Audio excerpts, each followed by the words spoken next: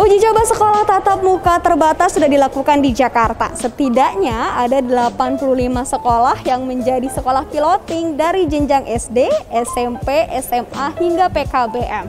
Selama masa uji coba berlangsung, ada beberapa pertanyaan dari masyarakat yang sudah kami rangkum dan akan kita bahas hari ini bersama Kepala Dinas Pendidikan Provinsi DKI Jakarta, Ibu Nahdiana, dalam Disdik Menjawab.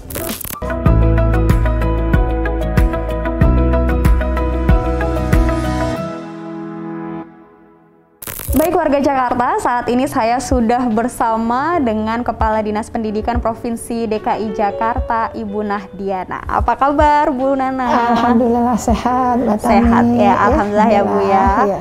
Di kesempatan ini Bu, kita akan membahas dan menjawab pertanyaan dari beberapa netizen ya Bu ya, yang sudah masuk dan sudah kita rangkum begitu tentang uji coba sekolah tatap muka terbatas. Pertanyaan pertama dan cukup krusial nih ya Bu ya, karena ini terkait keberangkatan anak-anak ke sekolah begitu. Bagaimana Bu kalau anak-anak ini berangkat dari rumahnya mereka itu dengan menggunakan transportasi umum? Itu bagaimana tanggapan Disdik Bu? Ketika sebelum kita memutuskan di 7 April itu melakukan pembukaan sekolah uji coba terbatas ini, kita sudah melakukan sosialisasi. Mulai dari kita mengeluarkan Kepdis di 1130 tahun 2020 tentang bagaimana penanganan COVID-19 ini untuk sekolah dan lembaga-lembaga lain. Di situ rigid ada mulai kalau nanti sekolah ini sudah tatap muka, anak mulai berangkat dengan kendaraan umum atau dengan kendaraan pribadi sampai di sekolah itu kita rigid. Karena kita juga paham tidak semua orang tua atau anak-anak berkesempatan diantar oleh orang tuanya. Jadi kendaraan umum ini sudah kita pikirkan.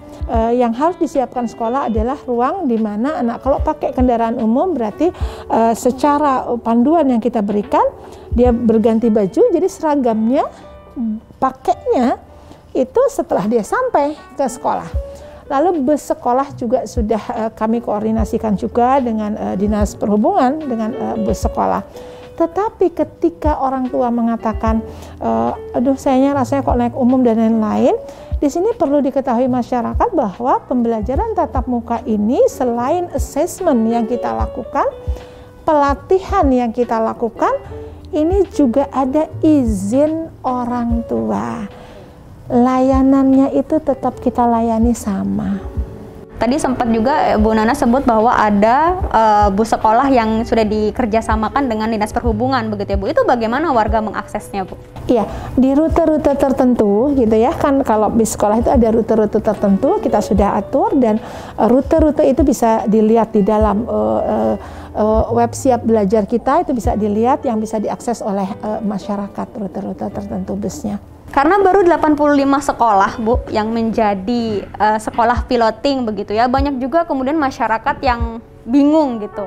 Bagaimana sih proses pembelajaran tatap muka terbatas itu Bu? Atau berapa jam sebenarnya siswa itu berada di dalam sekolah begitu Bu? Kenapa kita membuka 85 sekolah?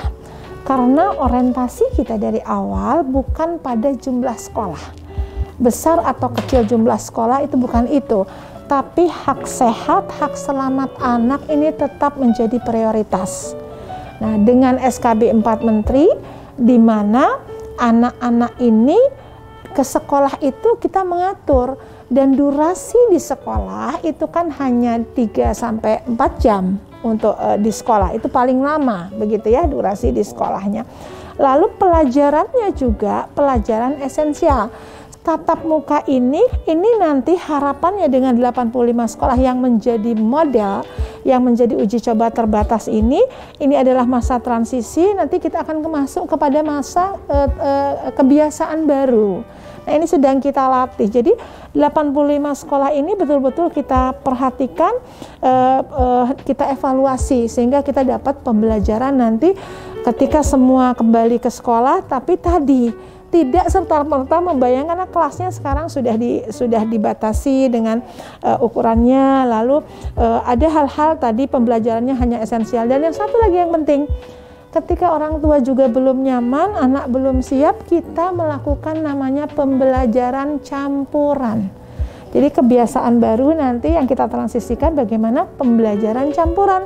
Jadi secara online juga bisa kita layani. Jadi anak yang tidak bisa ke sekolah tidak boleh kehilangan hak mendapat pendidikan. Tadi juga sempat Bu Nana sebut tentang pelajaran esensial ya Bu ya. Itu mata pelajarannya seperti apa sih Bu yang kemudian disampaikan gitu di sekolah? Kenapa tidak bisa dilakukan di rumah begitu Bu? Jadi ada mata pelajaran tertentu memang butuh tatap muka yang selama ini kita upayakan secara online, ada praktek-praktek tertentu. Lalu kita melihat ketika pembelajaran tatap muka ini hari belajar itu kalau dulu 5 hari dalam seminggu, dalam uji coba dan dalam kebiasaan baru nanti kita memulai dengan saat ini satu minggu itu 1 kali. Jadi kelasnya dilakukan gantian dan lain-lain.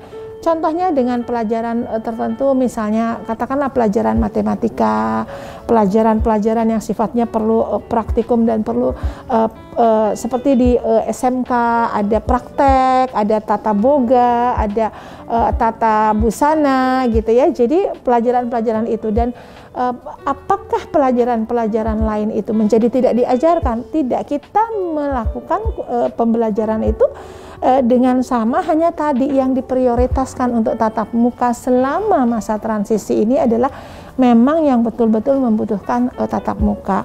Itu pun dimusyawarahkan di tingkat sekolah. Baik Bu Nana, banyak keluhan juga nih Bu soal biaya untuk menyiapkan tas sekolah tadi, karena ada beberapa yang harus dibawa oleh siswa untuk mempersiapkan dirinya terlindungi gitu ya dari keterpaparan COVID-19. Apa ada Bu bantuan dari Disdik, mungkin dari dana BOS dan sejenisnya yang disediakan untuk membeli atau membantu orang tua dalam menyiapkan isi tas siap sekolah itu Bu? Kepada para orang tua, ayah bunda semua ya, seluruh masyarakat, kami ingin menyampaikan juga Mbak Tami di sini bahwa tas siap sekolah itu tidak menjadi harus dimiliki gitu ya, harus dimiliki ini sebagai sebuah standar bahwa ketika kita ingin ideal dalam sebuah protokol kesehatan itu ada isinya ini. Tasnya dia tidak baru, tasnya sudah ada, itu kan title-nya saja perlu tas siap sekolah, tetapi tidak ada pembelian tas siap sekolah yang baru. Sumber dananya ketika bicara BOS tadi, BOS ini kan memang dana yang diberikan oleh pemerintah pusat melalui pemerintah daerah ini untuk kebutuhan operasional belajar di sekolah. Dan di masa pandemi ini BOS pun dilakukan relaksasi penggunaannya di SE nomor 31 tahun 2020 ini dilakukan relaksasi. Jadi ketika kebutuhannya itu memang lebih butuh untuk beli hal-hal yang terkait dengan COVID itu sudah direlaksasi. Jadi itu. Lalu berikutnya bagi anak-anak yang berasal dari keluarga ekonomi sosial ekonomi yang memang belum mampu, ini juga Jakarta sudah mengintervensi dengan kartu Jakarta Pintar. Ada kartu Jakarta Pintar plus di sini ini juga dilakukan di Pergub nomor 46 itu tahun 2020, maksud saya ini direlaksasi di KJP ini penggunaannya yang terkait dengan kebutuhan-kebutuhan COVID yang ada. Jadi Bapak Ibu, orang tua, masyarakat dalam hal ini sekolah tadi kita ingin memberikan hak pendidikan anak-anak dan kita ingin melakukan uji coba ini tidak kita berfokus pada pengadaan. Jadi silahkan digunakan tas sekolah yang ada, tetapi standar isinya bukan berarti harus beli jaket dan lain-lain, tidak. Tapi tadi yang masker kan namanya anak-anak ya, ketika bicara masker jadi disiapkan juga, dan sekolah juga sebetulnya menyiapkan dari dana operasional sekolahnya. Baik warga Jakarta, itu tadi beberapa pertanyaan yang sudah kita ajukan kepada Bu Nahdiana selaku Kepala Dinas Pendidikan Provinsi DKI Jakarta. Masih ada lagi pertanyaan yang belum terjawab ya Bu ya, yang akan kita sambung di episode berikutnya. Sampai jumpa.